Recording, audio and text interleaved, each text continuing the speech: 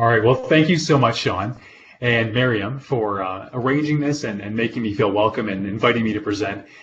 This is going to be challenging for me because I am used to, I've done presentations as part of my teaching and learning about metabolic health and low carb, high fat. But I've never presented online, and so without the feedback from people's faces, this is going to be challenging for me. So, but I'm excited nonetheless. So this presentation is called Practical and Sustainable Ways for Busy Family and Specialist Physicians to Incorporate Therapeutic Nutrition Counseling into Their Practices. And I will encourage you to go now to the website metabolichealth.ca and go to the Order tab and download the resource package there, because you can flip through it as I'm talking and get a sense of what that flipped classroom looks like. I want to begin by saying I have nothing to disclose, and I want to go a little bit further and say I have no industry sponsorship or funding. I have no association with commercial weight loss companies. The ideas, educational material, and conclusions herein are my own and are informed by medical research, well-referenced sources, and my clinical experience. The logo here in the top right corner of the slide is the Metabolic Health Program logo, and it's just kind of fun to put a logo on things. But it's not part of any sort of commercial enterprise. It's part of the low carb, high fat program that I run out of my office. A legal disclaimer, I want to say that the content of this presentation, as much as it is prescriptive, is for your information only, should not be taken as a medical prescription, and does not replace the individualized care and direction provided by your doctor or nurse practitioner.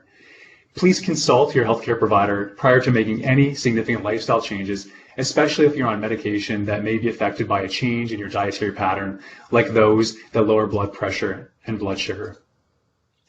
The objectives of this presentation are to describe ways for physicians, both family physicians and specialists, to seamlessly incorporate the low carbohydrate dietary prescription into their practices, including follow-up of patients.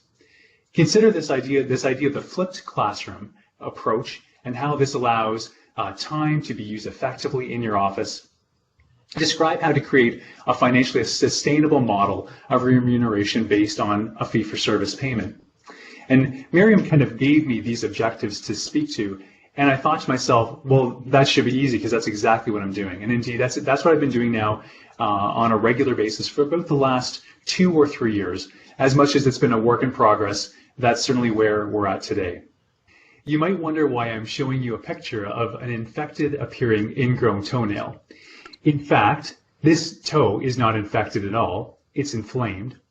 While cephalexin would commonly be prescribed by a doctor to treat this problem, antibiotics are not necessary. This ingrown toenail, as we call it, is a great example of a framing problem in the practice of medicine. How we frame this problem has dictated the treatment that we offer it for many years. Since the nail is ingrowing, well-meaning doctors have trimmed up the edges of the nail, removed the nail plate altogether, and in some refractory cases, burned the nail matrix with chemicals so the nail will never regrow.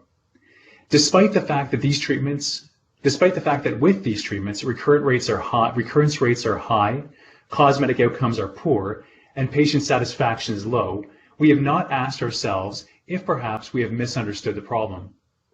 But if we do reframe this not as a nail plate problem, but as an overgrown toe skin problem, we can successfully treat what many are now calling overgrown toe skin. Sean provided a lovely introduction there. The only thing I have to add is that I'm also a proud father and a grateful husband.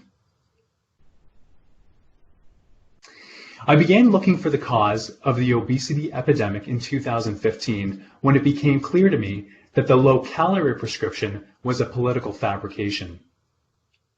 I'm sure many of you are familiar with Nina Teichhaus's Big Fat Surprise. I found my answer to the obesity epidemic in Atkins' Diet Revolution.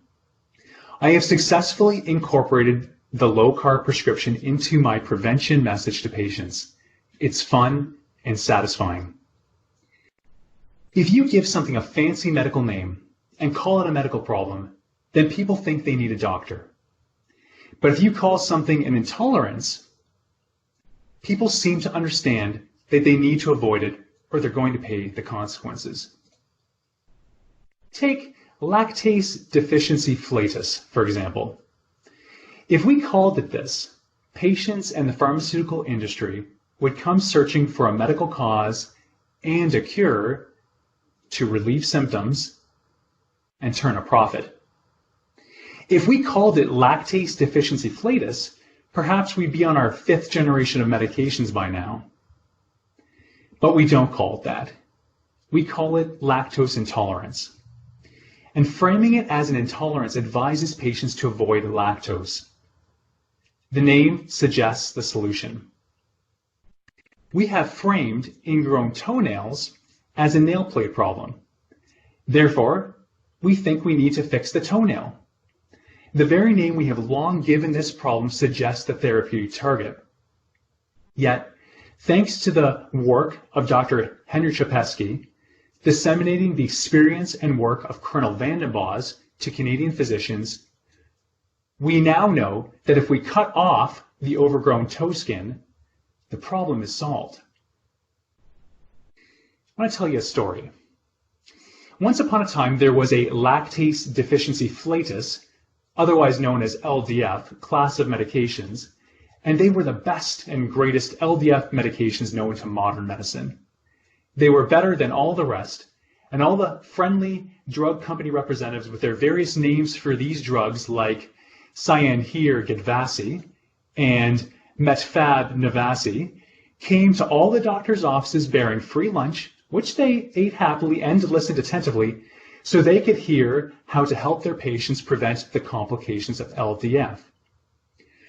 And then a few months later, all the doctors in the community were invited to a lovely restaurant where their friend, the local gastroenterologist, presented for an impressive sum of money, which is still considered a stipend, paid by the manufacturer of the new medication, to tell them more about their new drug over a nice glass of wine and a lovely meal.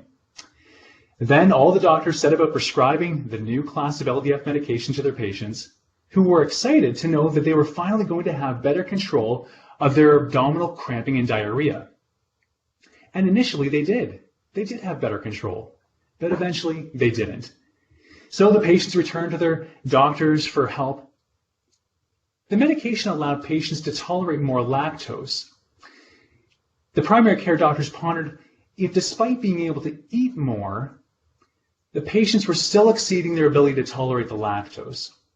However, LDF Canada advised the doctors that lactose was a very important part of the diet, a great source of energy, and accompanied by protein and calcium. They did not advise the doctors to encourage their patients to limit lactose intake. Fortunately, the pharmaceutical industry had just announced a new and greater and even better add-on therapy for LDF. The doctors welcomed their representatives back into their offices, bearing free lunch, of course, and learned how they could further help their patients. I don't want you to think I'm anti-pharma. I'm absolutely not. I am grateful my patients can access disease-altering medications, and I prescribe them as needed. But I also think that we have framed diabetes as a complex, multifactorial organ system failure caused by genetics and a nondescript, ever-changing, quote, unhealthy diet, a term we seem to use to shame patients. And just as so many doctors only saw a nail plate problem while overgrown toe skin was staring them in the face, mainstream medicine has ignored the high carbohydrate load in the dietary pattern of so many of our obese and diabetic patients. Just like overgrown toe skin, we know that if we cut off the carbohydrates, the problem is solved. I've developed a flipped classroom model to help my patients cut off the carbs. It's time efficient and effective, but you need to be certain. You need to know what the side effects are. You need to be confident. I've spent the last 5 years moving from uncertainty about the safety and sustainability of low-carb living to delivering consistent therapeutic outcomes to my patients in a time-efficient manner. The scientific foundation for my work is on the website metabolichealth.ca. I will not spend any time on the science or safety of low carb today, so I encourage you to review those references if you are still uncertain. But ultimately, seeing is believing. Once you see the therapeutic outcomes in your own patients a few times, you'll become an advocate of the low carb dietary pattern. In fact, I've come to believe that those of us who preach low carb, and there are many amongst us tonight, to our patients do so because we've seen the results in ourselves, our families, our friends, and in our patients. Likewise, those who deny the safety, sustainability, and benefit of low carb seem to be ignorant of what the dietary pattern entails and seem to reiterate what they have heard or read from selected research. Dr. David Lau said at the conference Vascular in 2013 that low carb diets are difficult to follow and that dropout rates are high. Fatigue, fluid loss, stomach upset, gas excess, and constipation are common side effects of low carb diets. In fact, these are not common side effects for my patients, and I've now helped close to 300 patients, 70 of whom have had prediabetes or diabetes at baseline. Over the last 5 years, convert to a low carbohydrate dietary pattern. It's not to say that there are no side effects from a low carb dietary pattern. As a confident prescriber of low carb, you need to have a handle on the side effects that your patients may encounter so you can anticipate them and help your patients mitigate them. Doing so will help them to continue to adhere for the long term. I recommend you use a tool for follow-up, one that captures the majority of the side effects and allows you to quickly screen for them. Doing so allows you to save time and impress upon your patients your knowledge of the nuances of this lifestyle pattern.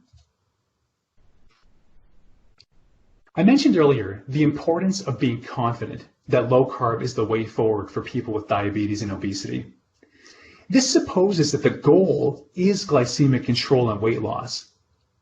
But over the last year or so, through reflection, I've come to the understanding that low carb living is not about reducing medication or losing weight. It's about liberating your body from the metabolic bully, as Steve Phinney and Jeff Volek refer to it in The Art and Science of Low Carb Living. The goal is to achieve abstinence. If we compare carbohydrate use to smoking, the goal for smoking is to stop smoking. Perhaps lung function won't recover as quickly as we would like to see. Perhaps the patient will still have long-term manifestations of COPD, but we know that their outcome will be better for having stopped when they did. I feel the same is true of helping patients stop doing carbs. In short, tell your patients from the very beginning that this is not about weight loss or blood sugar control. It's about improving their metabolic health. Reassure them the waistline and blood sugar control will improve at their own pace. Recovery could take years, but how long that recovery takes is irrelevant. You might consider 4 scenarios in which the low-carb, high-fat message might be delivered. The periodic health exam, episodic care in the office with a primary care provider or emergency room physician, specialist office, and an obesity referral program. The periodic health visit. The periodic health visit is our opportunity to focus on prevention. Unfortunately, in 2019, it seems to me that the word prevention has been expropriated by pharmaceutical companies to sell medications that prevent existing diseases from getting worse. For example, a cardiologist in the community may run a cardiovascular disease prevention clinic where problem lists are reviewed, testing is done, drug therapies like statins for reduction of progression of cardiovascular disease, or direct-acting oral anticoagulants for reduction of embolic stroke risk in the setting of atrial fibrillation are optimized. I loathe this use of the word prevention because just as they have made prevention all about reducing medication,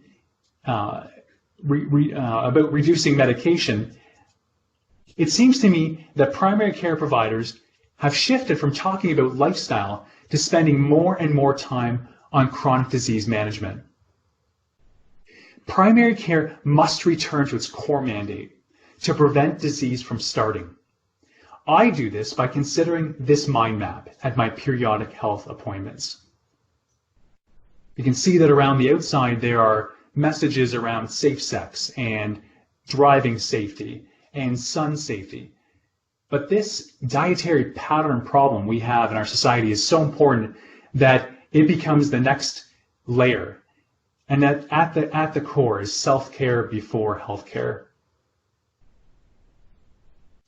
I came to the realization in December of 2018 that of my 900 roster patients, where there were some I was seeing often and many I hadn't seen in more than 2 years. So I tasked my receptionist with calling them in, a few at a time, so we could have a periodic health checkup. This is a note template from my EMR. There is time to review systems and complete a physical exam, but often the focus is on smoking, alcohol, drugs, and eating habits. It is quick and easy to start a conversation about the imperative to recover from central obesity without shaming your patient. Please watch James Corden's recent monologue about the harms of fat shaming. Case 1, the periodic health exam. Dennis is a 69-year-old man who recently joined your practice. He denies a chief complaint. His past medical history is remarkable for hypertension on candesartan and hydrochlorothiazide, and he's on rosuvastatin, 20 milligrams daily for, quote, primary prevention.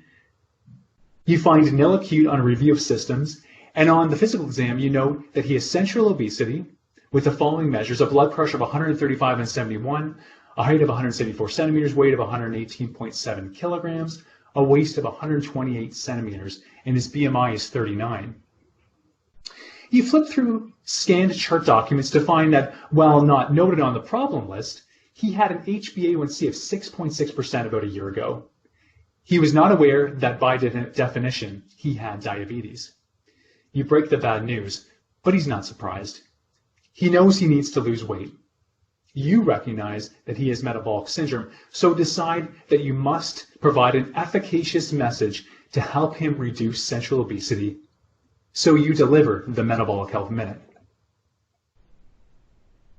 First, you ask permission to discuss his weight. Secondly, you state that you suspect he has central obesity, and this will contribute to less than ideal health outcomes in the future if he does not lose that central weight. Third, you state that you recognize that weight loss is hard and that previous dieting strategies may have been tried but failed. Fourth, you state that the evidence now tells us that it is not eating fat as previously thought, but actually the intake of sugar and starch that turns on our body's fat-making machine. And that amazingly, if sugar and starch intake are markedly reduced, the fat-making machine goes to sleep and the fat-burning machine comes to life. This is not a diet. It's a recognition that if a person has central obesity or diabetes, sugar and starch consumption is not a good idea. Fifth, you reassure him that with reduction of sugar and starch, he will lose weight off his midsection, have more energy, and will not be hungry. I call this walking the path of recovery.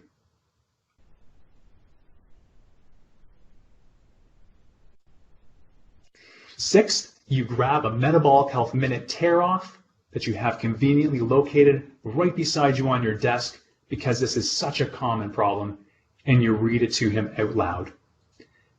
Foods to avoid: eat far less bread, buns, bagels, breakfast cereal, pasta, potatoes, and rice. And sometimes the patients are nodding and saying, yes, those are my favorite foods. And sometimes they're looking at you saying, I don't eat any of those things. But you move down the list. Avoid foods with added sugar. Yogurt, everyone's most favorite health food, is a junk food because the food processors add sugar to it. You got to read those labels and avoid sugar. You cut back on that alcohol. Avoid sugary drinks. And at some point, the patient's going to have an aha moment and say, yeah, that's me. It's the alcohol. It's the sugary drinks. It's the potatoes. It's all of the above. They're going to acknowledge to you what their vice is, and then you're going to drill down on that. And you're going to say, well, there you go. That's the one you have to exclude. You can eat dessert if it's a special holiday, an anniversary, a birthday, or if your mother-in-law made it for you. Let the patients be human. Let them know this is not a 100% of the time life sentence of no sugar ever again. It's a 95% of the time thing that allows for sugary foods when it would otherwise be socially inappropriate to say no. So what can I eat? The patient says to you. Well, you should eat a moderate amount of protein, but not too much, because too much protein is not good for you either. Up to 4 ounces in a meal, or 25 grams of a protein alternative. Eat at least 2 vegetables in every meal, a leafy green and a non-starchy veggie. Eat fat. Yes, fat. And their mind will blow when you tell them as their doctor to eat fat. But yes, they should eat fat. Like good fats, like butter and olive oil, coconut oil. Tell them to salt their food to taste. Tell them to take vitamin D 2,000 international units a day, and so on. You complete this entire appointment with a new patient in 24 minutes and bill a periodic health assessment code. You book follow-up in 3 months for diabetes care. I can complete a periodic health exam like this in 15 minutes, often including a pap smear, and will bill as either a periodic health exam using K codes, as long as I am not doing that more than once a year, or a counseling visit like a K013, as long as 20 minutes is spent. These are OHIP codes. So our patient dentist returns for follow-up in about 3 months. His HbA1c is now down to 6.2%. He thinks that he's lost weight and has increased energy. His measures are now as follows: blood pressure of 120/58, weight of 106 kilograms, waist of 122 centimeters, BMI of 35. He's extremely pleased with your care, and he feels that he's made a lifestyle change. You complete this appointment, an entire diabetic appointment, in 10 minutes, and you bill an out-of-the-basket diabetes code, a K030, which is another OHIP code. Case 2A, episodic care in the office. I've heard many doctors complain that there is just not time to offer lifestyle counseling in a busy primary care practice. Well, I would argue that lifestyle counseling is the most important thing we do in primary care practices. If your patient smokes, the single most important thing your patient can do for long-term health is stop smoking. If your patient has central obesity, which I define as a waist larger than the hips, he or she must reduce intake of sugar and starch. This reduced sugar and starch intake message can be easily delivered using the Metabolic Health Minute tool. For example, Sally is a 62-year-old woman, new to your practice, coming in for a meet and greet appointment. She hopes to talk to you about her rash. You notice her red, scaly cheeks, and she reports a long history of diffuse red scaling, itching, scalp and skin, which she has previously been told has been psoriasis, and complains that treatments have always been inadequate to control her symptoms. She has associated symptoms: joint pain, fatigue, dry eyes. You wonder, could this be a rheumatic condition? You know she has central obesity, a waist of 110 centimeters, blood pressure of 139/70, height of 170 centimeters, weight of 104 kilograms, BMI of 36. You prescribe topical corticosteroids, refer to rheumatology, and plan follow-up in 2 to 3 months. When she returns, she reports she has seen the rheumatologist and has had some lab work done. You measure the following: a waist of 112 centimeters now, she's gone up, a blood pressure of 159/76, a height of 170, a weight of 106 kilograms, BMI of 37, and you note that her ALT is 61. You wonder if her ALT could be a marker of fatty liver disease. Based on central obesity and hypertension, you suspect Sally is insulin resistant. And you prescribe her a low-carb dietary pattern, wading into the conversation using the Metabolic Health Minute approach. You arrange follow-up in 3 months, and when she returns, she is happy to report that she thinks she's lost weight. Her waist is now 102 centimeters, blood pressure 133/65, height still 170 centimeters, weight 89.5 kilograms. She's down 36 pounds in 3 months. You congratulate her on her achievement and remind her that this is not a diet. This is confirmation that her body did not like her high sugar and starch dietary pattern. And in the absence of carbohydrates, her body is actually recovering from the disease of insulin resistance, manifest for her as hypertension and central obesity. Case 2B, episodic care in the emergency room. I am quite interested in the role of the metabolic health minute in the acute care setting. I do not attempt to use it in the emergency room to date, but a colleague of mine who knows I'm passionate about low carb and has listened to me talk about it probably one too many times, recently delivered the metabolic health minute message to a man of First Nations heritage with amazing results. Imagine you were in the emergency room seeing Chris, a 45-year-old man presenting with concerns about hyperglycemia. He says that he's been feeling tired lately. Diabetes runs in his family, and his sister suggested he check his blood sugar with her meter. He was concerned to see that his blood sugar was 17 millimoles per liter, so he came right to the emergency room. You find that he is on no medication, and he has an unremarkable history, physical exam, and lab work. You note that his waistline is bigger than his hips. You suspect he has type 2 diabetes. You gently break the bad news to him, and recommend that he follow up with his primary care provider for further assessment and testing. You recognize that the standard of care is for him to see a diabetic educator as soon as possible. Yet, you are aware that the nutritional paradigm recommended by Diabetes Canada and taught by certified diabetic educators advises a minimum of 45% of energy from carbohydrates, high fiber, and low fat. You feel these recommendations are out of step with current research and recommendations from other authorities, including the American Diabetes Association. Therefore, you decide to recommend he adopt a low-carb dietary pattern and do so by tearing off a metabolic health minute and spend 2 extra minutes reading it to him. You send a note back to his family doctor, advise of your suspicion of type 2 diabetes, that you have counseled him to markedly reduce his intake of sugar and starch, and that he would benefit from referral to diabetic education so that he has access to the message that is still considered the standard of care in Canada.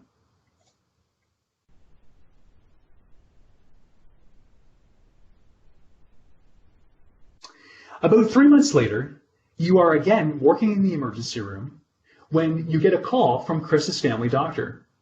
She is amazed with Chris's success and wants to share the good news with you. She says she saw Chris a week after his ER visit with you. His baseline HbA1c was 9.7%.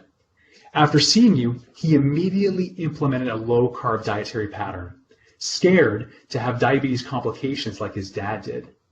He lost 7 pounds between his ER visit and his first office appointment. About 3 months later, with no medication, his follow-up HbA1c was 7.3%. He reports he has more energy than he's had in years. His doctor appreciates that you were able to push him in the right direction at that critical moment in the emergency room. Case 3, the specialist's office. Many disease processes are affected by insulin resistance.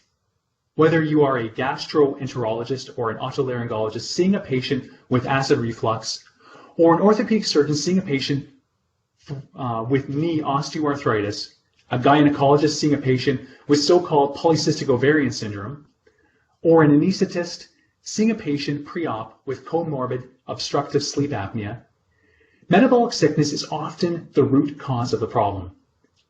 It is tempting to focus on what you do best: laryngoscopy, proton pump inhibitor titration, arthroscopy, hysteroscopy, medication optimization, and leave the central obesity alone. Many doctors find it uncomfortable to bring up this topic, especially outside of the therapeutic relationship of primary care. And yet, there is a patient-centered, fast, and effective way you can deliver a life-altering therapeutic intervention in about 2 minutes. Imagine you were an otolaryngologist seeing a patient with hoarse voice. After a workup including laryngoscopy, you conclude that the patient has laryngopharyngeal reflux. Your patient had gastroscopy 6 months ago and is not known to have a hiatal hernia. You suspect your patient would benefit from sensual weight loss.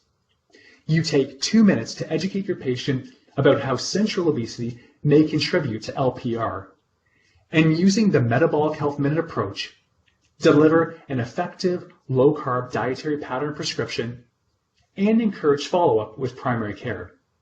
Your patient trusts you, appreciates your kind bedside manner, and acts on your advice. At follow-up in 3 months, she has stopped her PPI because her hoarse voice has resolved and she's lost 15 pounds.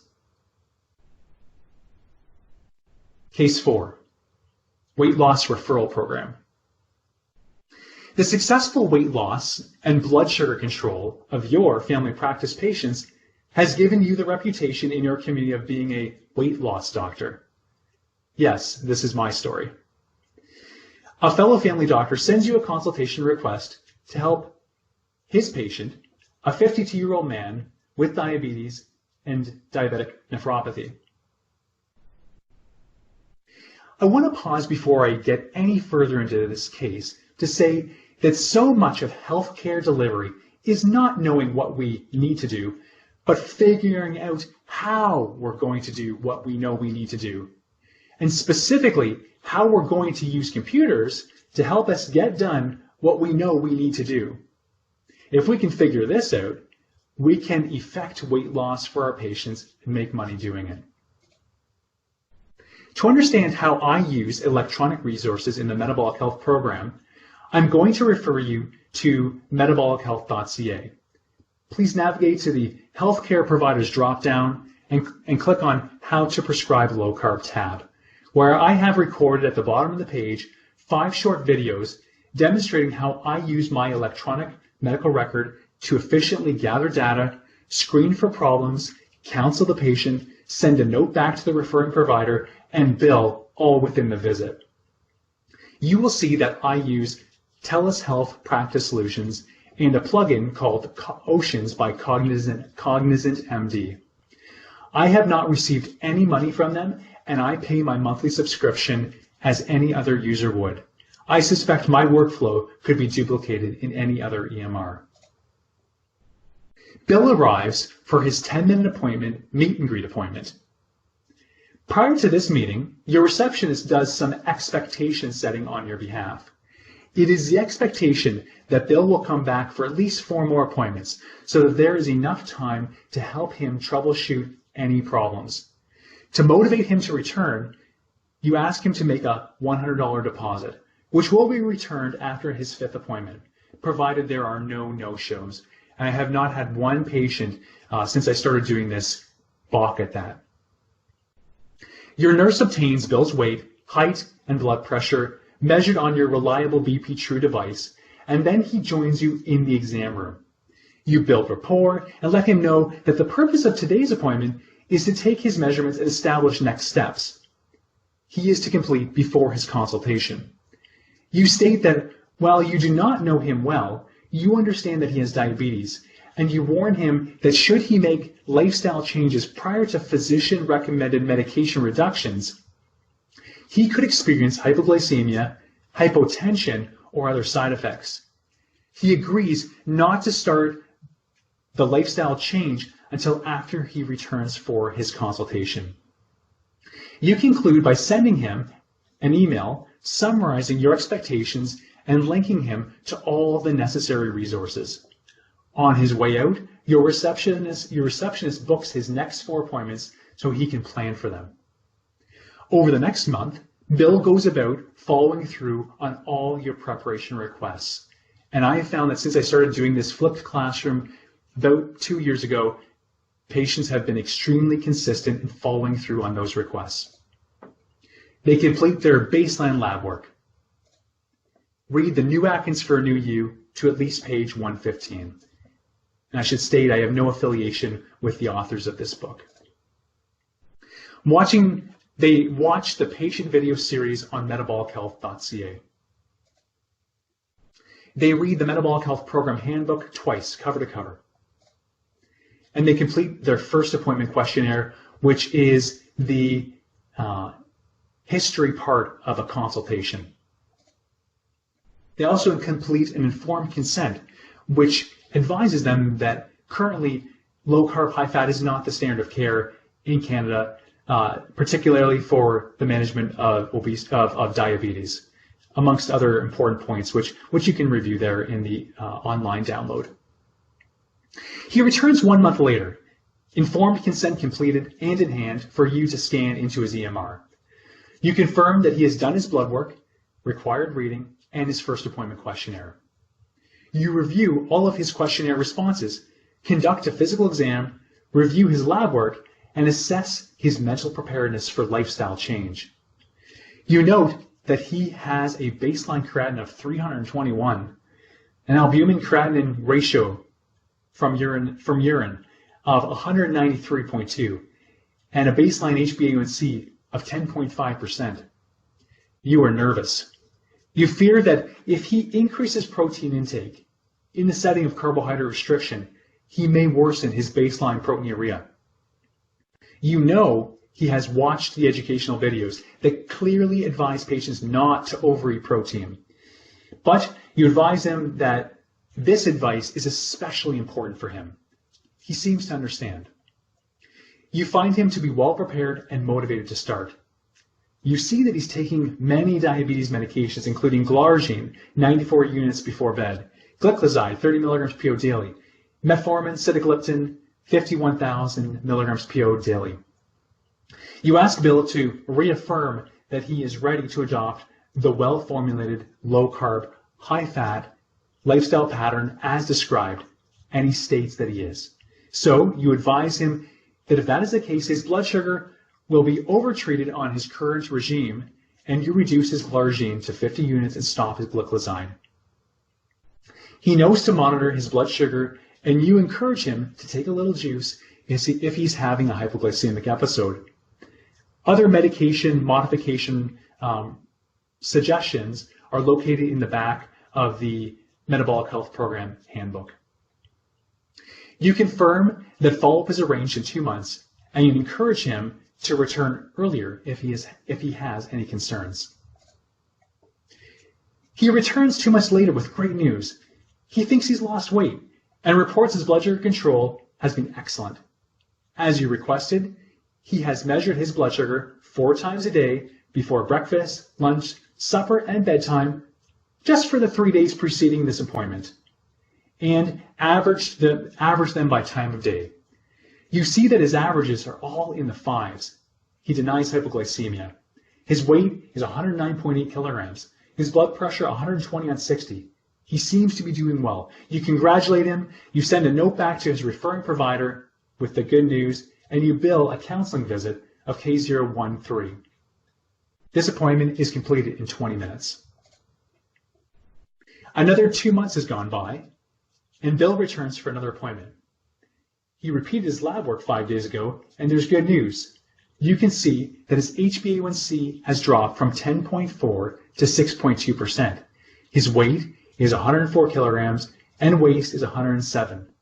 Most importantly, he feels well. He has lots of energy. Both he and his nephrologist are pleased with the results.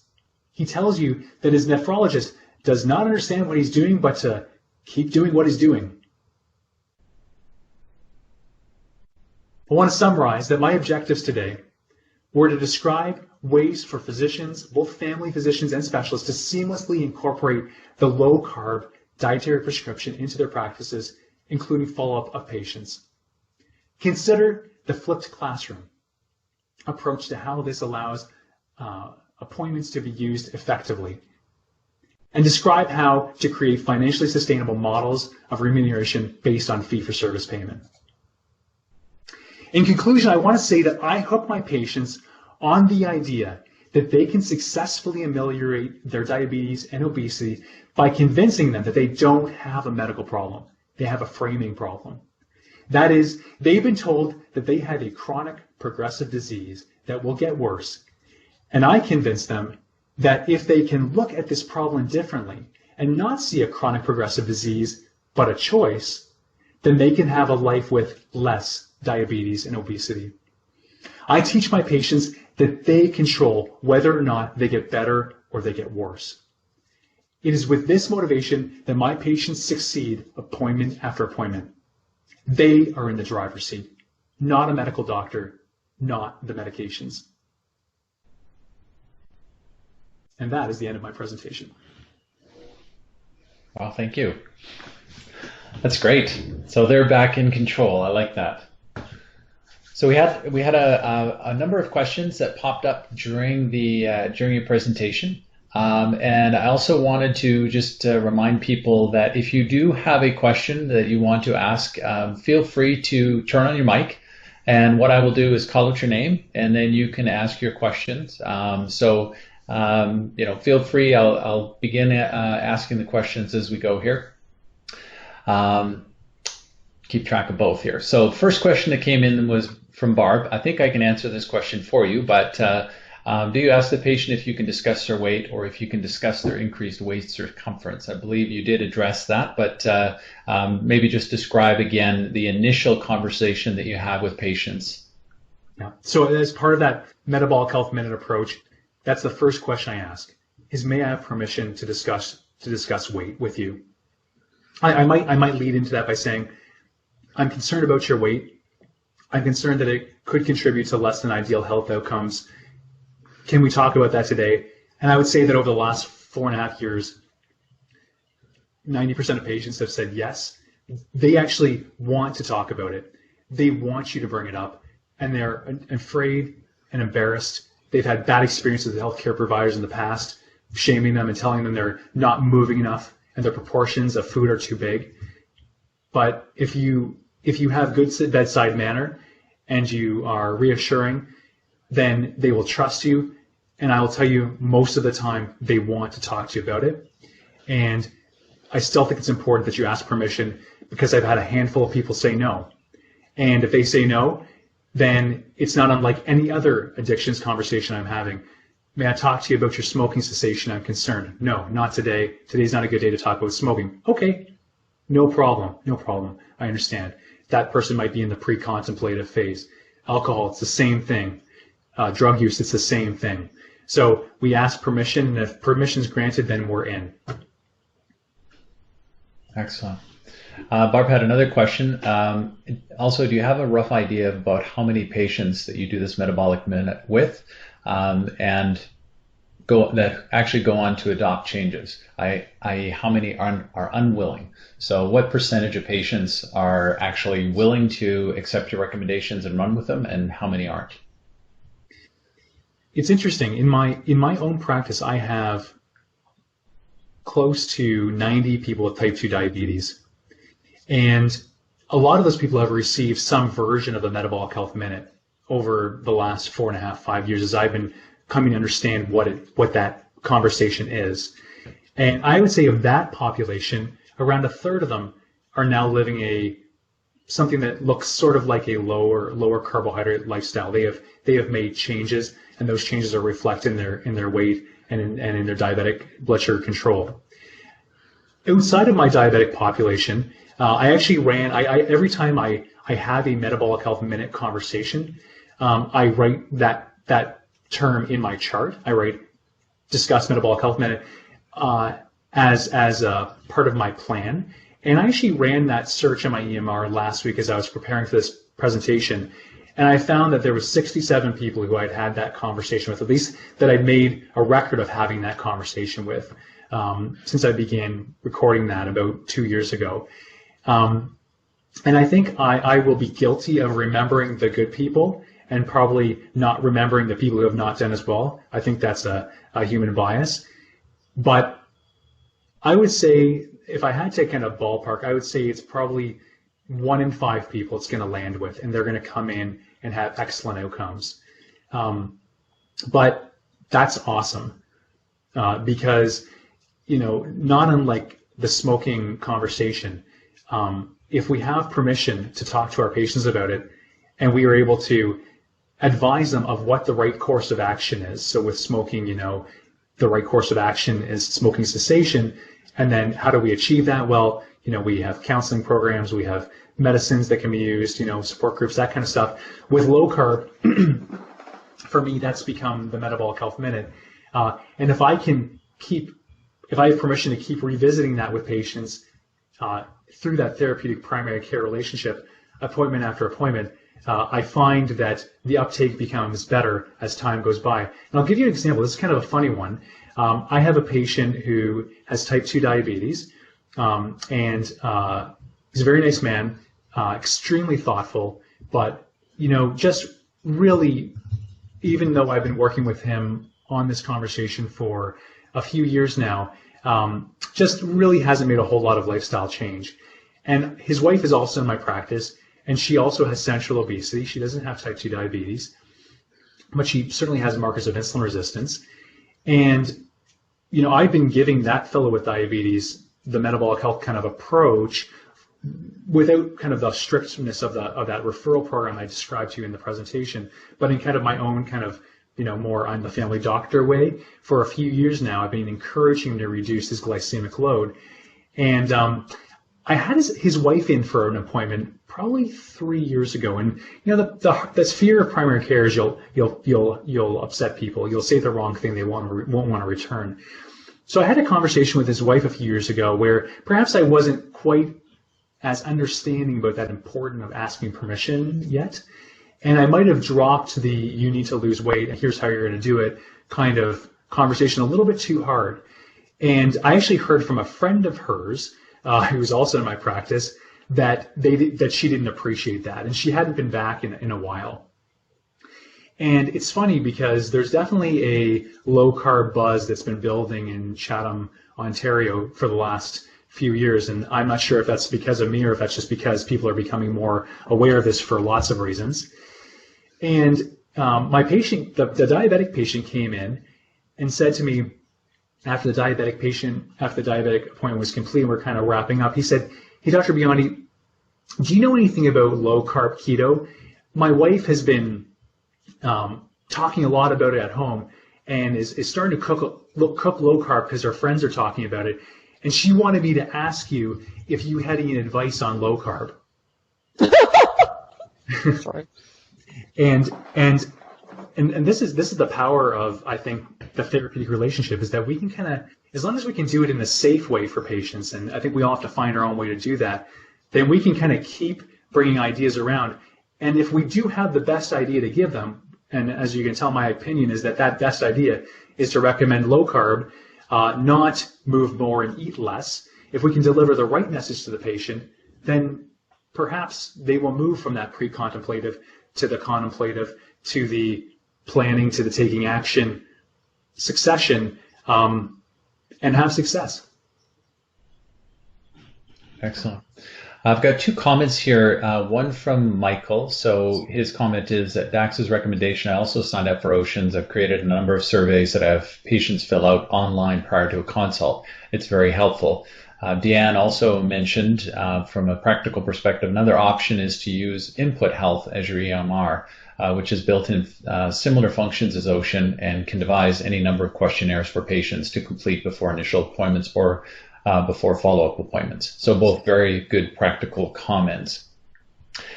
Did have a question from Brianne, and I think this relates maybe to the patients that aren't necessarily getting this success that you're looking for. So it's all good that just telling someone what to eat but it's only a small portion of the overall solution. That they need to see an RD, emotional eating, comorbidities affecting food intake choices, grocery shopping, meal planning, coaching is 95% of the solution.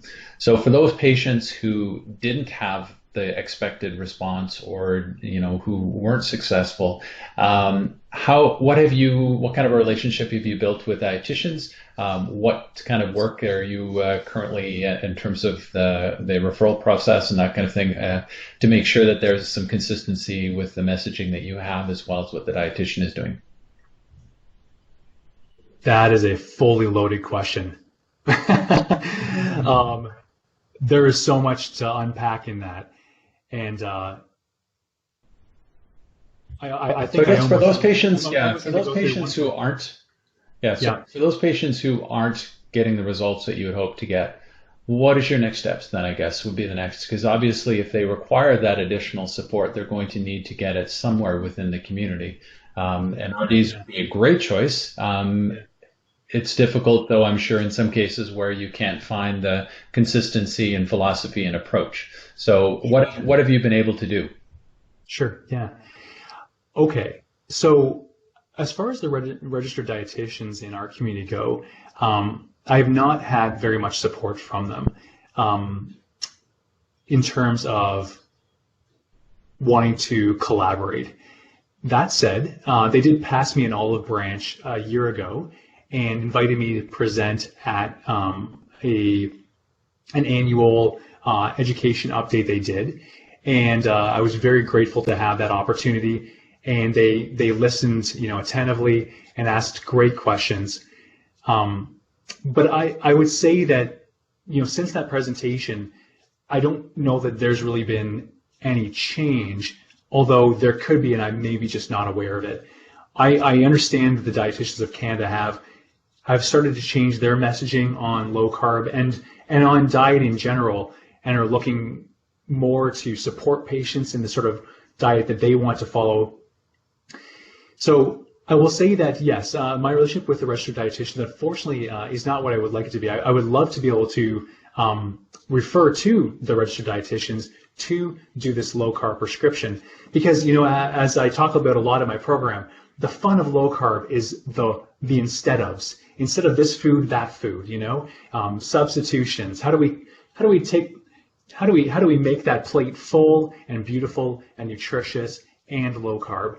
And I would love to offload that to a registered dietitian to spend the time with patients and enjoy those conversations. And I actually love having those conversations with patients too. That's where it can get time consuming. Sometimes my nurse will come and knock on the door, and I'll realize that we're talking about our 5th or 6th recipe that we've tried in the last week. And I know I'm in trouble. So I don't get off track because of, the medical side of this. I get off track and spend too much time with patients because I'm having too much fun talking recipes. Now, as far as my referral program goes, you mentioned, what about success? What if people aren't having success? And I don't want to be boastful here, but the success of my referral program is awesome. And I think there's a very good reason for that. These patients are being referred in. They are being sent in by their family doctor. Their family doctor has asked me to help their patient do something. And therefore, there's been that conversation between family doctor and patient. You're going to go see this guy, Dr. Biondi, who is, a weight loss guy. I guess that's kind of what I've become, even though I didn't set out to become that. And in coming through my door, they have, they are already in the wanting to plan and take action phase, right? Whereas I found that the uptake, I find the uptake in my own practice with my own patients who are having these conversations cold. They don't know they need to change yet, perhaps. The uptake is not as good. In my referral program, the outcomes are excellent. I quote people at least on average a 25-pound weight loss in the first 6 months. A 10% body weight loss in the first 6 months is a very realistic expectation of my program. And I tell people they can bank on that, and we're hitting that target patient after patient. Now, that's not to say that every single patient has that success. That is an average, actually. So that includes the people who aren't successful. There are a handful of people who aren't successful. I'll refer Brianna to my webpage because I've thought a lot about this. And I have a tab under the healthcare providers that I call, what is it called? Clinical challenges or something like that. And she might appreciate that I write about this idea of when people go back on carbs and why that happens. And I think the error of the medical community, especially the naysayers for low carb, have said that, oh, well, the person's gone back on carbs. Clearly that low carb dietary paradigm doesn't work. And to my answer to that is, oh, yeah, that person who had stopped smoking for 3 weeks, 3 months, 3 years, they went back on cigarettes. Clearly, stopping smoking doesn't work. Just let them smoke. Let's do something else to help their lungs. Let's try to improve the environment they live in or something. No, the answer is low carb. The answer is smoking cessation. That is what they have to do. And I think their current research well supports that. The problem is that I've come to believe that there is such a thing as carbohydrate use disorder, and I write about this in the Metabolic Health Program Handbook. It's a way that I think about it. That's not a DSM diagnosis, but I think about it that way, that there's this idea, and Tara Verman talks about this idea of having food addiction. I think there's a few reasons that people go back to eating carbs. I have an alcoholic in my program who is 30 years sober. He is a very important part of AA. And advocates for AA and speaks to people who are struggling with alcoholism. And he's in my program now because he developed obesity after recovering from alcohol. And he has said that when people who struggle with addiction kind of go back on their addiction, they do so because there's something happening in their life, a stressful situation, something that has exhausted their coping skills. And he actually said to me, these are his words, we crawl back into our pile of shit because at least that shit is warm and comfortable. And it's kind of blown my mind about this idea of carbohydrate use disorder, that as I call it. And I think there's a huge role for counseling. And in that post, I write about that I think there's a spectrum here. There's some people who, have a stressful day and go home and collapse in front of the couch and open up a bag of chips, and that's kind of just how they chill and relax, and they kind of get over their day that way. And I think there are other people who have much deeper trauma and eating disorder behavior in their past that they may have been able to suppress, for years. And we need to worry about talking about food and triggering recurrences of eating disorder. That needs to be a concern for us. It doesn't mean we shouldn't talk about this, but that needs to be a concern. How'd I do? Excellent. Good. No, I think a couple of comments. I noticed that Brand said, yes, Dax, you're absolutely correct. It's all about follow-up and continued mindful eating strategies. She also pointed out that as an RD that she would love to collaborate with Canadian physicians, so can do things remotely. And I think there's probably a number of dietitians within the community that are in a position to be able to support a physician like yourself remotely. So if you do find a patient that does require that additional type of support, you definitely have a lot of dietitians across the country that would be willing to step up and help you. So a couple of other things. So one question, hey Dax, maybe I missed this, but for patients on insulin that need ongoing titration down, how often do you get in touch and how? Email, text, phone? That's such an interesting thing. How do we do care and how do we use the technology? So two questions there. How quickly do we down titrate, and how do we do that follow up? So this has been my clinical experience. When I first started doing this, I was super nervous about people on insulin, and whether they might be hyper or hypoglycemic, but depending on what medication changes I made. And I just have to qualify, guys. I think this video may be post on the web. This is not my direction to you to do this with your patients. I think you have to find your own comfort zone with your patients. But I'll tell you what I do is, and I write about this in the back of the handbook, is when I have a patient on prandial insulin, the day they commit to me that they're going to do a low carb, high fat dietary pattern, which to me, by the way I give this formula to them, means they're going to be eating approximately 20 to 40 grams of carb a day, I can safely reduce their long-acting insulin by 50%, and I can stop their prandial insulin. No matter what dose of prandial insulin they take, it doesn't matter how much prandial insulin they're taking. They could be taking 24 or 30 units a meal. It wouldn't matter if they're eating a low-carb meal. They don't need that prandial insulin. And as far as the long-acting insulin goes, I reduce that by somewhere between a half to a third, and that has been a very effective strategy for me. I used to provide very frequent follow-up on those people who had made insulin reductions. I used to actually call them daily to make sure they were doing okay when I first began doing this about 4 years ago. And now I'll make that adjustment and I won't see them again or really think that much about them until the 2-month follow-up. On the way out the door, I will tell you that I did mention in the presentation, I remind them about hypoglycemia. We still treat hypoglycemia with sugar. And I remind them about that because I fear that people may fear that, I don't do any sugar at all. Well, if you have symptoms of hypoglycemia, you still do it the way you were taught. A few 3-5 ounces of juice or a little piece of chocolate or whatever you did before, do that. And then I also encourage them, if you're having any problems, if you're having hypoglycemia, if you're having hyperglycemia, if you're feeling weak or dizzy or lightheaded or whatever your symptom is, if you're having a symptom of concern between now and the next time, call my office. Call my office and I will book you in. I'm in the office 3 days a week. I will book you in my next office day and I will see you and we'll figure out what the problem is, because usually it's a very easy adjustment to sort that out for the person. I don't do email follow-up and I don't do text messaging follow-up. And I think, as physicians, we have such a burden of medical legal responsibility. We have to be very careful about how we communicate with our patients. So I will do telephone follow-up and I will do in-office follow-up, but those are my two modalities at this time.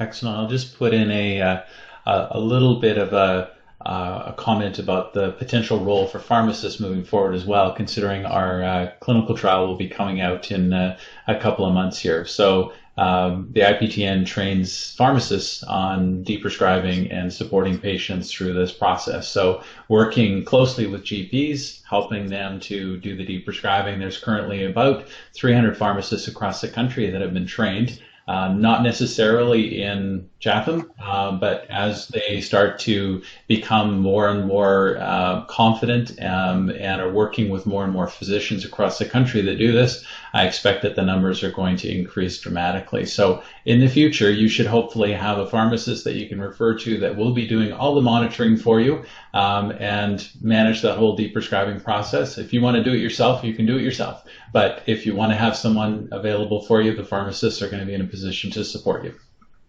So that's my little plug. Okay, other questions here. Other than renal patients, anyone else we should not be recommending magnesium supplementation to? It's a great question. And actually, something I even found a comfort zone with is how much renal impairment can there be and we still prescribe magnesium? Because magnesium is therapeutically extremely useful.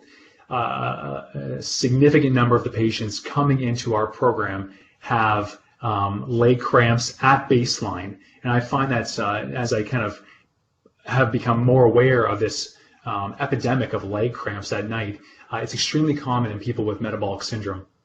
So I have to say that I still stick to no more than kind of a mild renal impairment. So, as long as their EGFR is sitting around 60, 55, I'm comfortable with prescribing magnesium. As soon as they start creeping down, I become increasingly less comfortable with that idea, and I counsel my patients against it. And I make a point to say, I talk about this magnesium replacement thing. If you're having leg cramps, that kind of stuff, you need to be very concerned about that, and you need to be very cautious with using magnesium. So that example I gave you, I would have made a point to have told him, it says in the handbook, use magnesium. That's not for you. I would have made a point to tell him that in the consultation.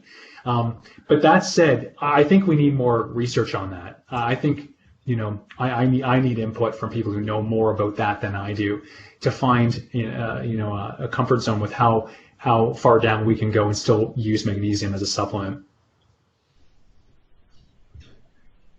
Excellent. Okay, next one. How many?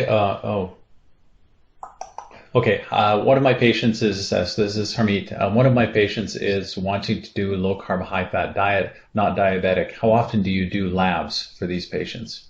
That's a great question, and you'll see that on the website I've got this very unevidence-based lab rec that I use, and I do baseline and follow-up lab work at 3 months. And there's no evidence to support doing this. It's a practice I've developed and I've maintained it. It gives something else to talk to the patient about in terms of, helping them to see, look at that triglyceride go down, look at that HDL go up, I have to admit, I like to do the baseline cholesterol profile because so much of the pushback that I've received is around, people's cholesterol is going to go through the roof on low carb, high fat. And I like to be able to point out to the family doctors, you know what? It doesn't. See, your patient is eating far more fat, specifically saturated fat than they used to. And look, their LDL has gone down. Who figured? You know, and then I'll tell them, but who cares? It doesn't matter. That LDL-C, we now know, doesn't contribute to cardiovascular risk anyway. But I'll point this out to them, and I'll say, hey, and you know what? 30% of the time the LDL-C actually goes up. That doesn't matter either. And 30% of the time the LDL says it stays the same. Who cares?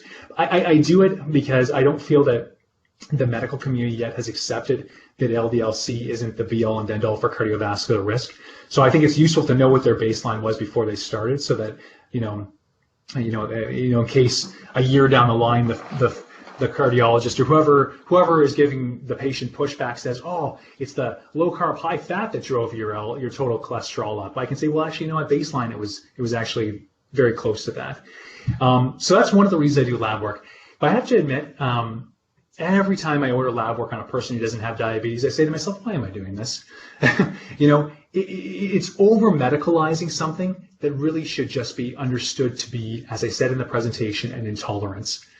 You have central obesity, your body is telling you you're intolerant to sugar and starch, just don't eat it. Why do we need to over medicalize that by doing lab tests? Why do we need to contribute to the expense of the system by doing lab tests? And I have to admit, it's still a matter of practice for me. I think it's useful for the counseling intervention, but I don't know that the answer is at all. I do it at baseline, I repeat it at 3 months, and that's it. Unless I see something concerning in the lab work, and there's a few things that's popped up over the years. Actually, one thing that's useful for people beyond the diabetic spectrum is people who are on thyroid replacement. I find that very quickly, people who are on levothyroxine as a thyroid replacement become over-treated as they lose weight. So part of your role as healthcare provider is to help them dial back that levothyroxine dose. That's kind of a useful thing to know. So that's one of the things I monitor for.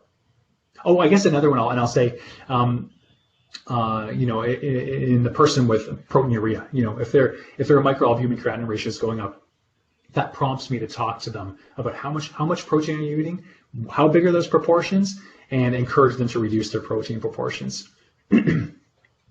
Great. There was just a comment in the community a few days back about hypothyroidism and whether there was actually an increase in the need for thyroid medications for people on a ketogenic diet. And I had posted a comment saying that in our experience, we actually see a dramatic reduction, and in many cases, about 50% of them, we actually have to take them off of their levothyroxine.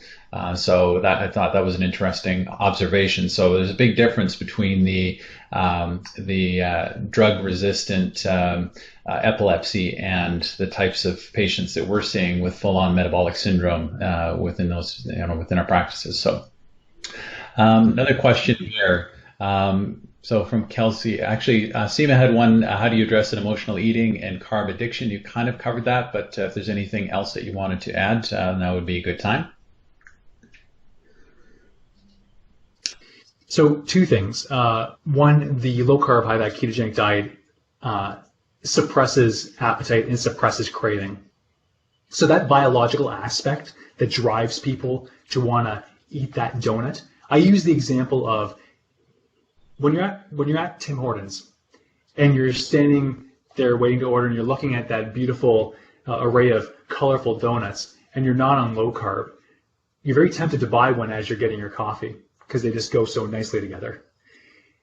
But when you're on a low carb, high fat, ketogenic dietary pattern and you've been adapted for a few days, I find it's a few days. That's what I tell my patients. It's going to take you a few days to get there.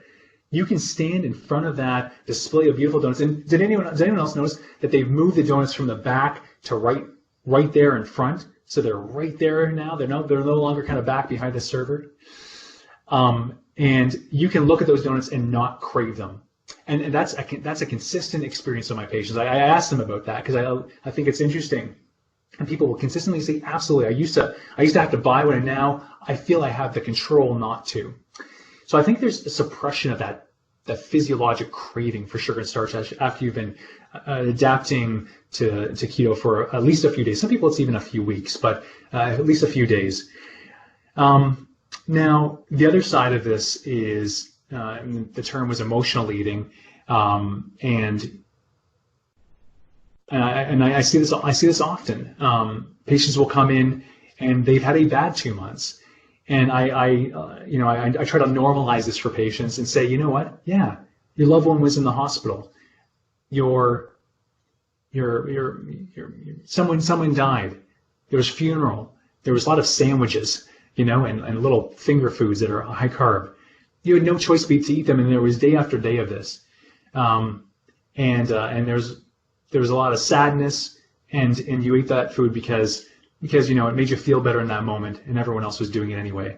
And those sorts of things, those sorts of scenarios where we're not able to make our best decisions, and there's some sort of confounding kind of emotional experience. And in those scenarios, I tell people, hey, you're a human being. You're not supposed to say you fell off the wagon. So I was talking to someone who's struggling with addiction yesterday. He say, you're back on. He says the new terminology is you're back on substance. So you're back on carbs. You're a human being. It happens. Now this is how I speak to people who have gone back to smoking.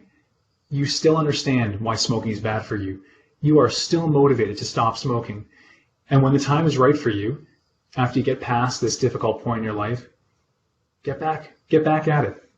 Get back off those carbs. Get back into that, as the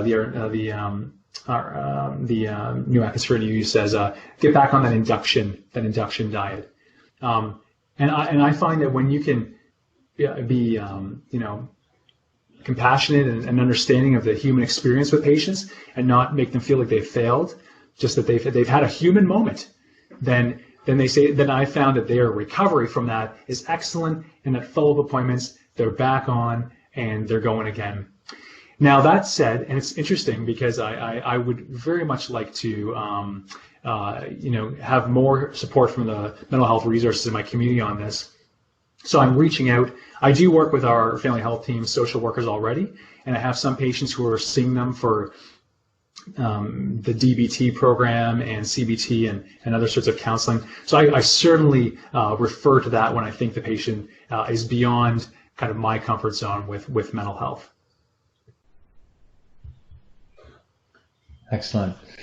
Kelsey has a question. How do you tag in your EMR that you have done the metabolic health minutes so that you can search back and review them later? What is the process within your? It's a great question. So Practice Solutions, just you can do keyword search, and so you can. Practice Solutions calls them progress notes. So I can just do a keyword search of progress notes, and find all the people I've tagged on. So I'll just limit the search to my own patients. That I'm the primary care provider. Look for that free text metabolic health minute. And so I've gotten in the habit of writing that so that I can actually do this. I can do this search. But also so that if anyone ever came in and audited my charts and said, Dr. Biondi, what are you doing? This isn't the standard of care. And I'll say, well, it's my standard of care. And I know exactly when I do, I don't have to write out what a metabolic health minute means. At least I don't anymore. To me, it means the exact same thing every time.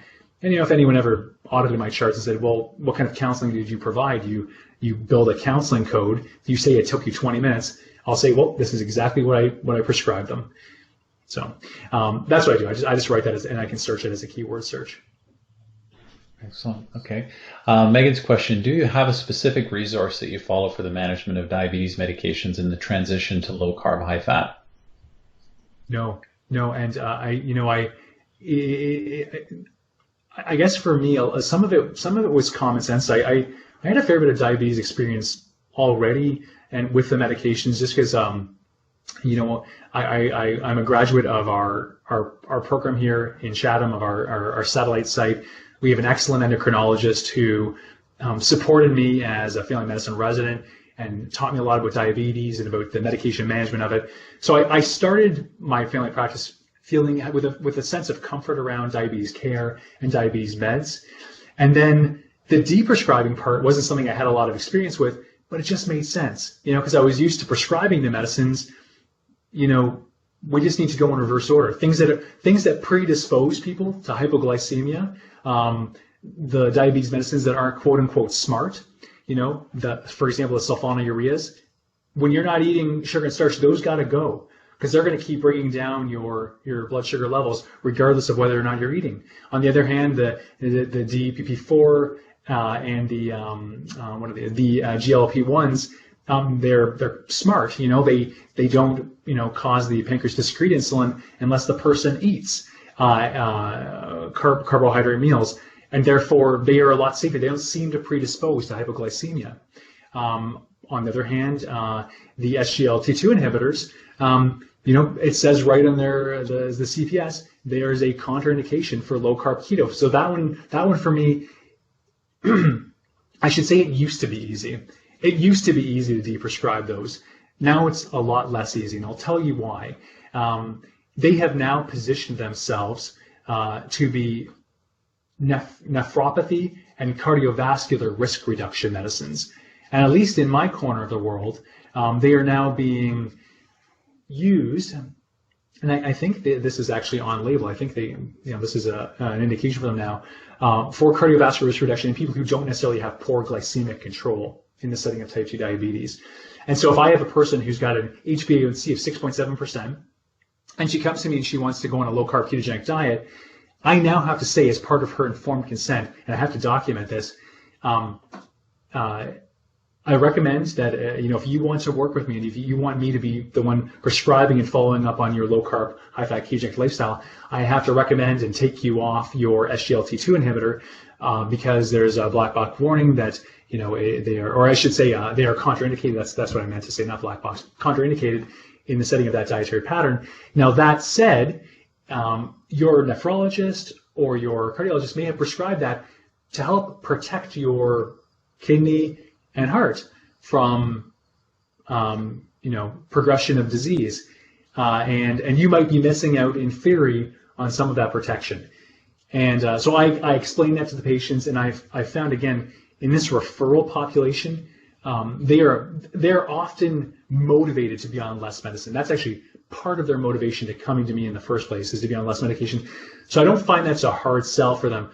But I do feel it's important that you have an informed consent conversation with the patient and document that you've done so.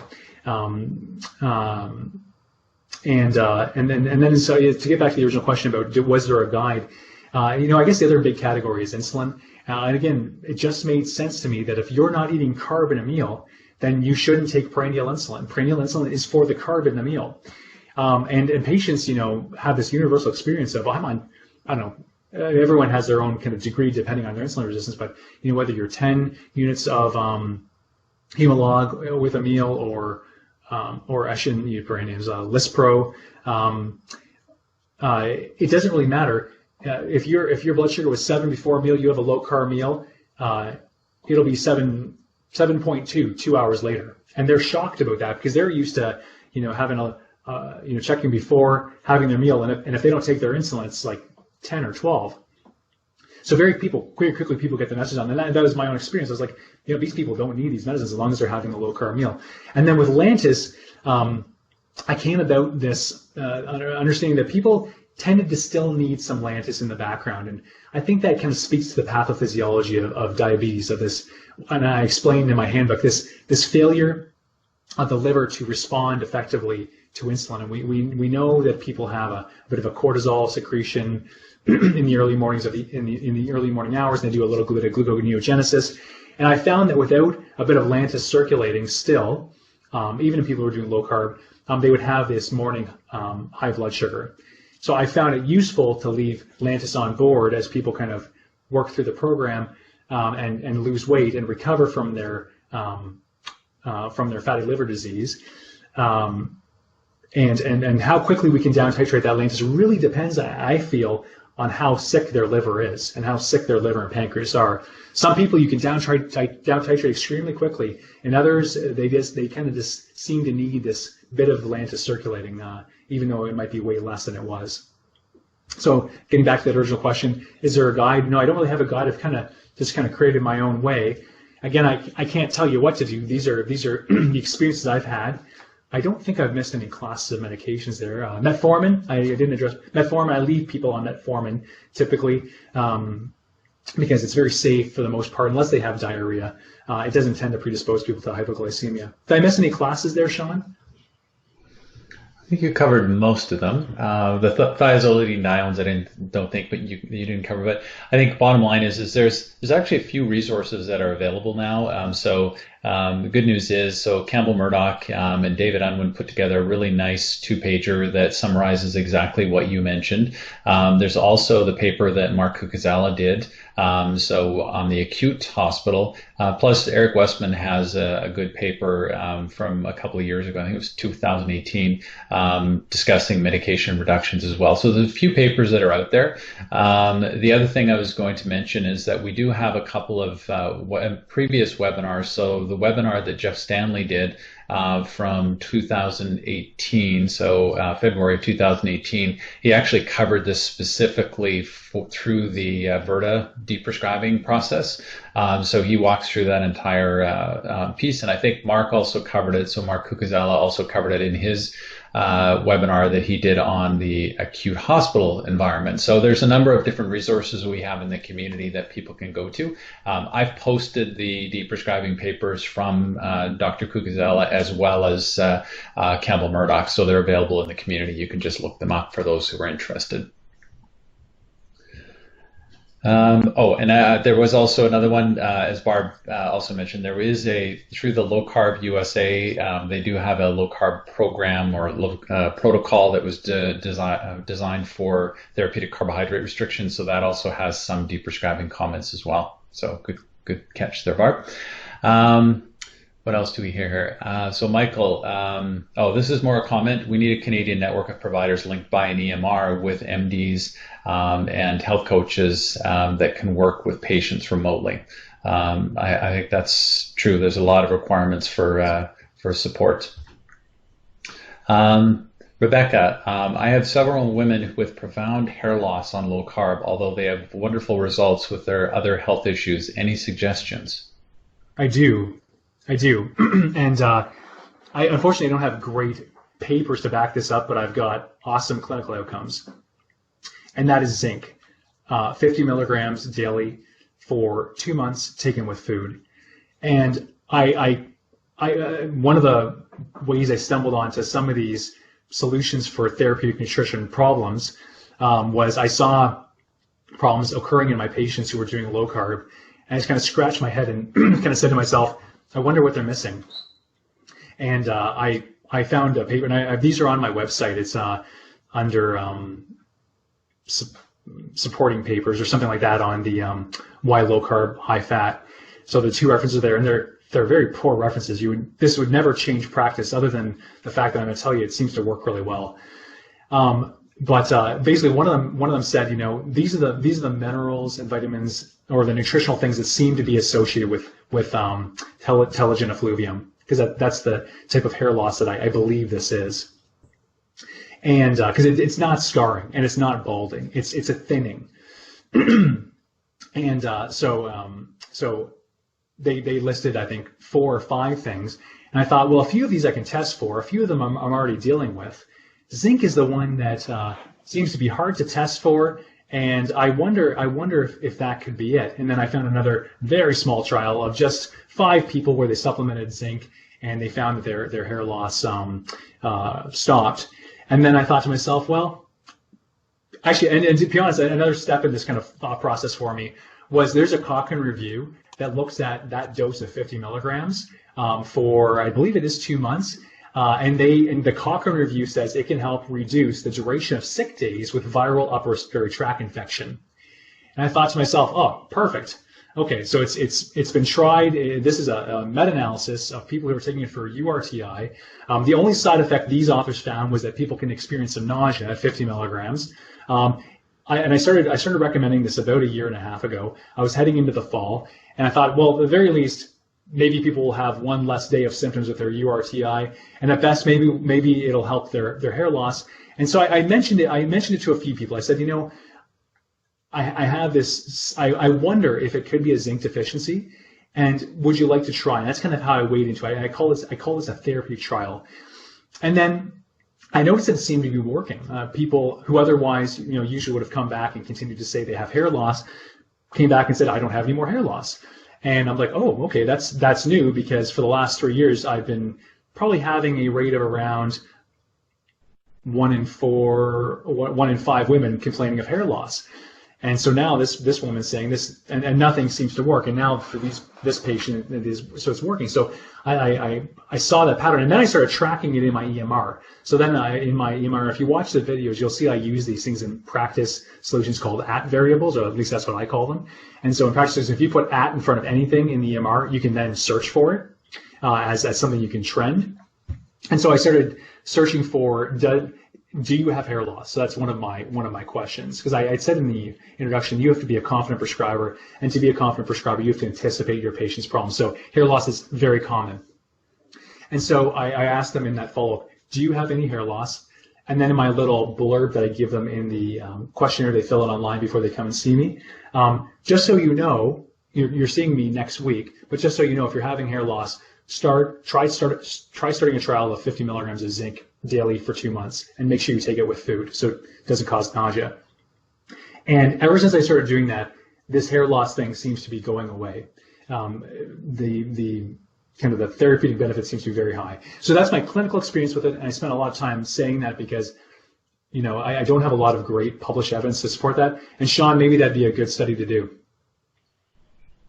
Yeah, we'll put that one on the list as well. Related question, are there any good dietary sources of zinc as opposed to supplements? Great question for the registered dietitians. Yeah, that's right. Oysters. Okay, challenges with postmenopausal women. So there's a couple of questions related to this. So postmenopausal weight gain, as well as just general issues with insulin resistance. Yeah, so that's an easy one for me. All I can say is the outcomes are awesome in postmenopausal women. I've seen nothing but consistent results, and they're as good as the men. Now, talk to me about premenopausal women. That's a different group. They have a much harder time, and I'd say their results are a lot less consistent. And I counsel the premenopausal women, the 35, the 45-year-olds who come in still having regular periods, and I say, you absolutely, if you have central obesity, should be doing low carb, and there's lots of reasons for that. You have metabolic syndrome, and I use this analogy of the smoking, that, you know, if you smoke, the goal is to stop smoking. If you have central obesity, the goal is to stop sugar and starch. But I say to them, but you may not see the weight loss. You may see other things though. You'll see your waist circumference shrink. You might see your blood pressure come down. A lot of these, it is very common to have hypertension in this premenopausal population with central obesity. We'll see that blood pressure come down. And I'll point out, especially in the fall visits, that there are other things happening in your body. And I really try to set the stage at that very first appointment, at that meet and greet, that you might not see the weight loss you're looking for.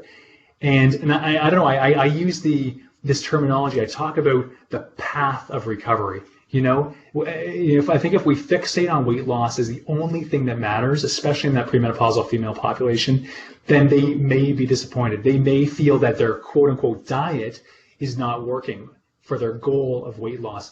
And I think we need to get away from that, that this is a diet. This is a lifestyle change. I personally think that this should be on billboards, that everyone should be hearing this message with the harms of sugar and starch. And you know, regardless of what your weight loss goals are, the goal is to recover from insulin resistance. And there are other markers of that other than just weight. And I do see that in my premenopausal women. That's not to say that none of the premenopausal women have success. A lot of them do, but I'd say a third of them don't see the results they want. And also, there's also a different pattern to weight loss in that group. They tend to lose weight in fits and starts. I find that they'll have some rapid weight loss initially, maybe 10 pounds or 13 pounds or something like that, and then they might plateau for a while. And I'm thinking of an example of a woman who started in the metabolic health program about, I think it was or maybe it was November of 2017. And I remember it was into the 2018 year. She came in January, she had a bit of weight loss, things were going well, we had that second appointment, and then she came back in March, and she had been plateaued for 2 months, and she was beating herself up. She was sure she must be doing things wrong, and I do these food recalls as part of my my assessment, And I looked at her 24-hour food recall and I said, this is awesome. You're doing everything perfectly. And I asked her about how her energy was. She said, and I said, is your energy better? She said, yeah, my energy is great. And I use this kind of quasi objective energy scale where I kind of ask people to rate their energy on a scale of 1 to 10 at baseline and at follow-up performance. And I was able to show her that objectively, yeah, your energy's gone from a 4 to an 8. You're feeling better. But she was disappointed she hadn't lost weight. And I said, you just got to hang in there. You're doing exactly what you're supposed to be doing. You're walking the path of recovery. This is not a diet. It's not a crash diet. We're not getting ready for a wedding here. You're not trying to lose the weight so you can fit in a dress. We're trying to have, we're trying to achieve healthy metabolism so that we can prevent organ damage from cardiovascular disease and stroke and these sorts of things. And so when you package it that way, she kept walking the path of recovery, and a year later she had lost that 50 pounds that she had her goal of losing. And so that's my experience. They tend to lose weight in fits and starts. And actually, I write about this. If you look in the handbook, on the very first page, I explain that it is my goal not to help people lose weight. It is my goal for them to understand that if they have central obesity, then they have to stop doing the carbs.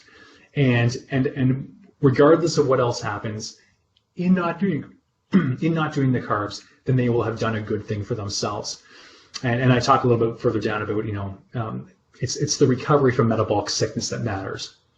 So again, in the postmenopausal women, I'm not sure what the collective experience is in our community, but I find that group does extremely well. They lose weight in a very similar way to the men.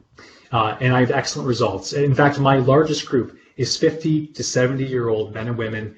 A good chunk of them have diabetes. That's my largest group.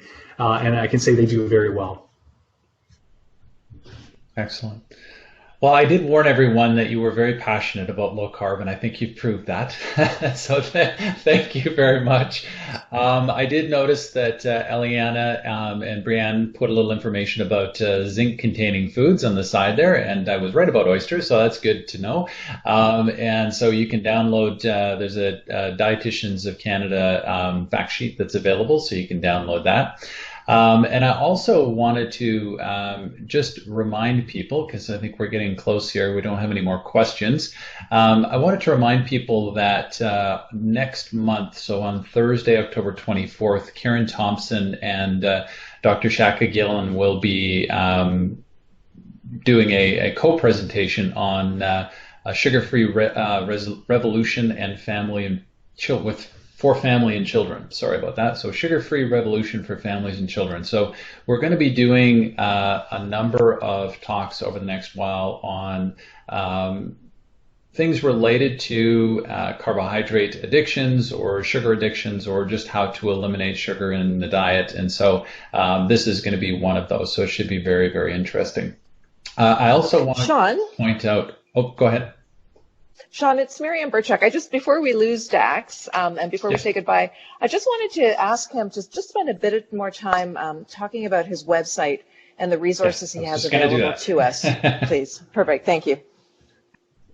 Sure. Sean, did you want to finish your thought there, or? No, that's exactly what I was going to ask, was just for you to provide a little bit more detail about what are the resources available on your website, and just remind people how they can go and get the content and download things. Perfect. So by now, I hope some of you have downloaded the toolkit, as I call it. I'll direct your attention to how to prescribe low carb, because this has been my effort to put, again, I've been building these resources now for about 4.5 years. And this has been, I've put everything I've developed on this website, on this page. I even went as far as to, because I want to help you guys as much as I can. If you go even down to the bottom of the page, you'll see metabolic health program appointment note templates.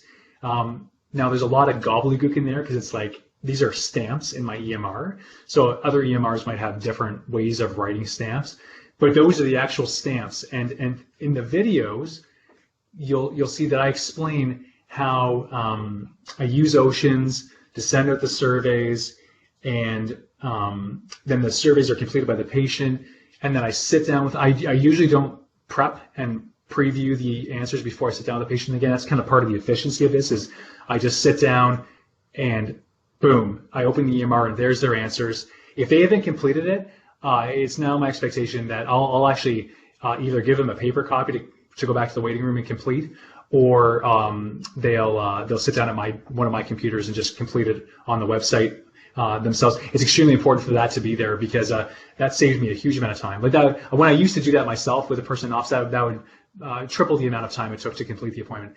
And I tell people, you are better at asking yourself these questions and answering them than I am. So I explain how I then take their answers, read them out to them, problem solve or troubleshoot some of those things around. I'm not losing weight. My hair's falling out. I'm having hot flashes. And then I show, and I say, yeah, it's a referral program, so I have to send notes back to the referring provider. And how I do that, I drop a note in through a letter. I have a template for my letter. I fill in a few things in the letter, and boom, I fire that back. And often I'm billing the visit, while I'm just kind of closing it with the patient and maybe talking with some rest. I'm already entering billing codes. And it's my goal that when I walk out of that room, I am done. And I'm pretty slick about having that done now in 20 minutes. So I have to hit that 20 minutes for billing those counseling codes, which I'd say financially make it worth the while to do this sort of follow-up counseling.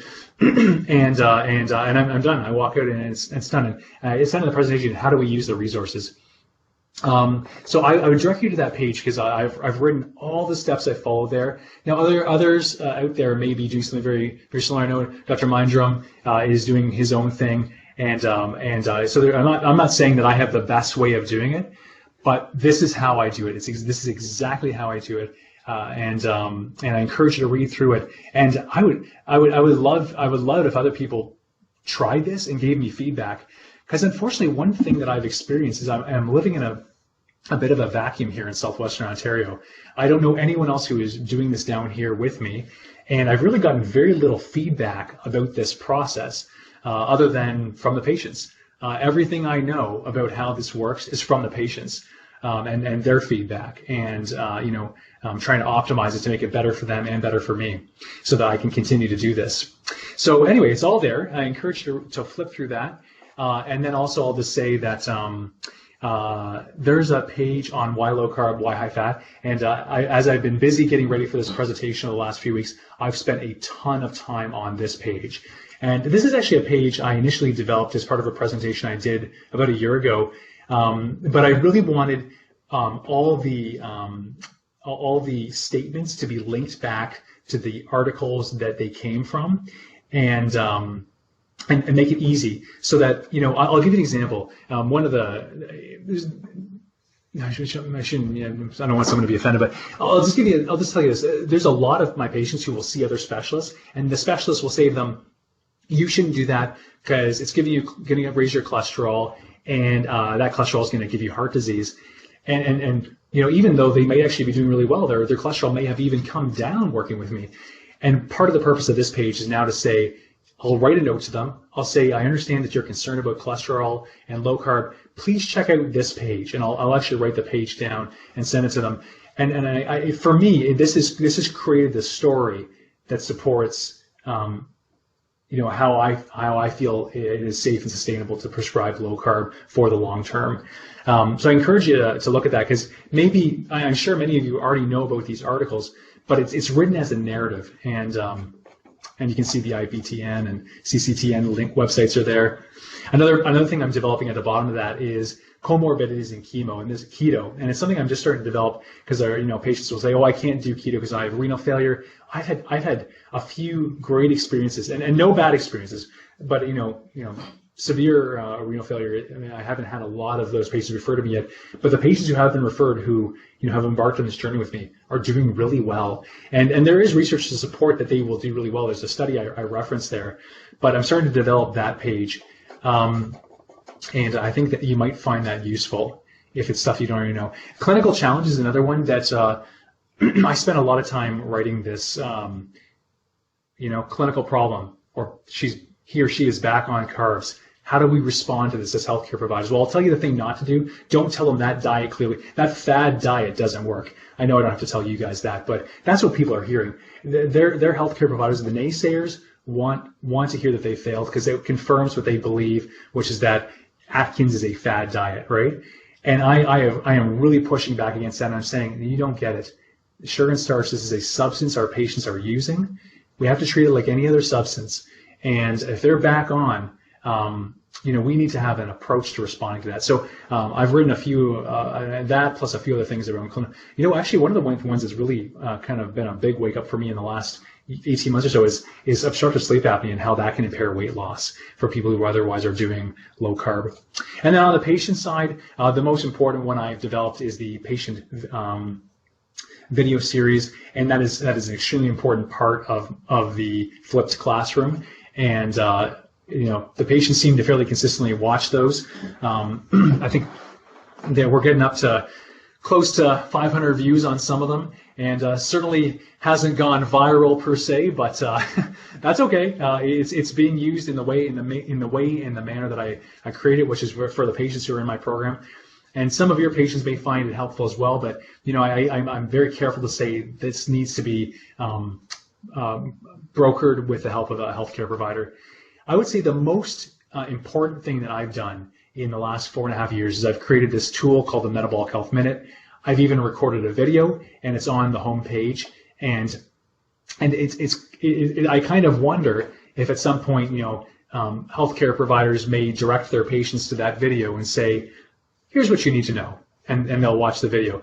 There's certainly not enough views on it to think that that's happening yet. The other thing that's right below that video is the Metabolic Health Minute download, and I have a stack of those right beside me on my desk, and I tear them off and I give them to people. And that's actually one of the things I wonder if might happen is people would go print off their own stack. I actually have it as a tear off. That's why I use that terminology. I took it to my printer and I had them put the little glue on the top so I can just tear it off. There's no reason someone else couldn't just do that. I thought about having them on the store and having people be able to buy them, but then I would have to maintain that and ship them to people. Whereas it's just so much easier to let you just download it, and that is a free download, and it will continue to be a free download, and use it for yourself. So that's a quick tour. Oh, and I'll say one other thing. I have done 4 other presentations, and if you find what I've said interesting tonight, down at the bottom of the About Me page, there are 2 presentations that have been recorded through the Ontario Telehealth Network, and there's another one that's is there 2 or 3? No. 2 presentations there. Yeah, there's 2 presentations that are available there through the Ontario Telehealth, and you can watch it. They're still saved on their database, and you can watch those. And one of them explains my rationale for why we should be talking about low carb to our patients, and the other one is about kind of reframing diabetes as glucose intolerance. So a few other things that you might find interesting, and that's it. Excellent. Thanks so much, Dax. Lots of people commenting just how much they appreciate having access to the resources. So thank you so much. You're very generous, not only with your time, but also the fact that you have put together so many different resources and tools, and you're making those so openly available to people. For on behalf of everyone, thank you so much. And thank you again for your time, for coming on and spending this with us and going through everything that you've done. It's fantastic. So we really appreciate it. Thank you so much, Sean. Awesome. Well, thanks everyone. Have a wonderful evening. Thanks again for joining us. We will be dealing with this technology issue for the next webinar so that we don't have this problem happening again. So not to worry, it will be addressed. So thank you very much for your patience. Please remember to submit your evaluations so that we can continue to make these webinars even better over time. And it's your way of getting your CME credits, so you're highly motivated. So thank you again, everyone. Have a wonderful evening. And Dax, take care. Thanks very much.